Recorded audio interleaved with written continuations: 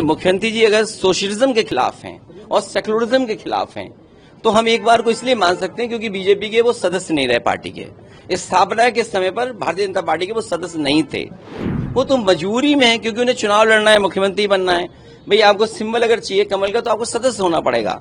तो मुख्यमंत्री जी भारतीय जनता पार्टी के इसलिए सदस्य हैं क्योंकि उन्हें चुनाव कमल पर लड़ना है।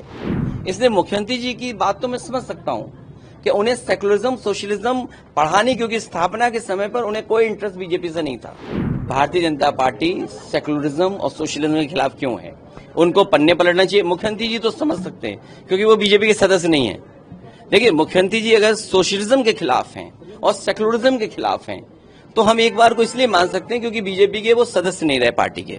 इस स्थापना के समय पर भारतीय जनता पार्टी के वो सदस्य नहीं थे और ना वो रहना चाहते हैं। वो तो मजबूरी में है क्योंकि उन्हें चुनाव लड़ना है, मुख्यमंत्री बनना है।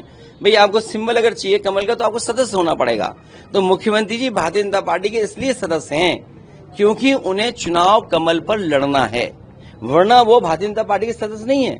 इसलिए मुख्यमंत्री जी की बात तो मैं समझ सकता हूँ कि उन्हें सेकुलरिज्म सोशलिज्म पढ़ाने, क्योंकि स्थापना के समय पर उन्हें कोई इंटरेस्ट बीजेपी से नहीं था। देखिए, मैं बंगाल के लोगों से और खासकर आदरणीय मुख्यमंत्री जी से कहना चाहूँ, बहुत सावधान रहिए बीजेपी से।